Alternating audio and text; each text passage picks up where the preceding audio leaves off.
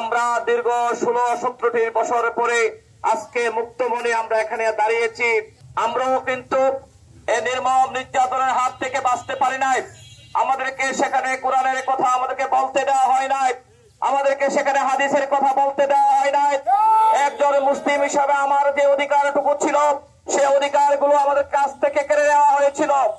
একজন মুসলিম হিসাবে অন্য ধর্মের অনুসারীরা তার ন্যূনতম অধিকার পেলেও আমাদের ন্যূনতম অধিকারটুকু আমাদেরকে আজকে দেওয়া হয় নাই।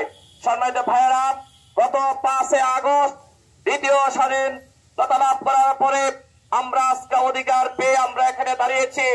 আমরা আজকের এই পূর্ব সমাবেশে যে কথাটি বলতে চাই, সম্মানিত ভাইয়েরা, আমাদের বাংলাদেশ 1971 সালে আমরা প্রথম স্বাধীনতা লাভ করেছিলাম। আমরা একটা লাল সবুজের আমরা পতাকা পেয়েছিলাম। আমরা এই লাল সবুজের পতাকা, আমাদের এই মানচিত্র, এই সব কিছুর জন্য যে লড়াই, অবিরত লড়াই ছিল, সংগ্রাম ছিল, অনেক রক্তেও দিয়ে জড়াতে হয়েছিল। এই সব কিছুর মূল ছিল মানুষের মুক্তি, সব কিছুর মূল ছিল মানুষের শান্তি, এসব কিছুর মূল ছিল মানুষ অন্ন, বস্ত্র, বাসস্থান, খাদ্য, চিকিৎসা, তার যে মৌলিক অধিকার গুলো আছে সে মৌলিক অধিকার গুলো পাবে। সম্মানিত ভাইয়েরা, সে মৌলিক অধিকার কিন্তু আমাদেরকে দেওয়া হয় নাই। এদেশের মানুষকে মৌলিক অধিকার দেওয়া হয় নাই।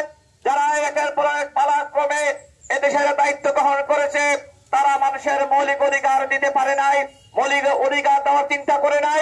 মৌলিক অধিকার কি তারা সেগুলো জানার পরেও তারা নিজেদেরকে নিয়ে আখের গুজার কাজে তারা ব্যস্ত ছিল। তারা নিজেদের নিয়ে ব্যস্ত থাকার কারণে মানুষের এই মৌলিক অধিকার গুলো তারা পূরণ করতে পারে নাই। সম্মানিত ভাইরা, আজকে সারা পৃথিবীর অবস্থা যদি আমরা বিচার বিশ্লেষণ করি, আজকে মুসলিম রাষ্ট্রগুলো, মুসলিম অধ্যুষিত রাষ্ট্র ছাড়াও যদি আমরা অন্য রাষ্ট্রের দিকে তাকাই, সেখানে পৃথিবীর কোথাও আজকে শান্তি নাই, কোথাও আজকে সেখানে মানুষের মৌলিক অধিকার নাই। আজকে আমাদের দেশের মতো সারা পৃথিবীতে সেখানে আরো অনেক দেশ রয়েছে যেখানে মানুষের মৌলিক অধিকার ছিল না, বছরের পর বছরের মৌলিক অধিকার নেই। আজকে এই অবস্থায় যদি আমরা এই কথায় আমরা উপনীত হতে পারি, মানুষের যদি মুক্তি পেতে হয় তাহলে মানুষের ব্যক্তিগত মতাদর্শ নিয়ে, মানুষের ব্যক্তিগত চিন্তা নিয়ে, মানুষের ব্যক্তির মাথা থেকে চলে আসা সে সাংবিধানিক সেখানে স্বীকৃতি দিয়ে, সাংবিধানিক বাধ্যবাধকতা দিয়ে আসলে পৃথিবীতে কোনোভাবে শান্তি প্রতিষ্ঠা করা সম্ভব নয়। পৃথিবীতে যদি শান্তি প্রতিষ্ঠা করতে হয় তাহলে আমাদের সকলকে, যে মহান মাহবুব আমাদেরকে সৃষ্টি করেছে, যে মহান মাহবুব আমাদেরকে, আমাদের পালন কর্তা, লালন কর্তা, আমাদের রিজিক দাতা, আমাদের সবকিছু মালিক যিনি, তার নাম হলো আল্লাহ রাব্বুল আলামিন। আমরা তার দিকে আমাদেরকে ফিরে আসতে হবে।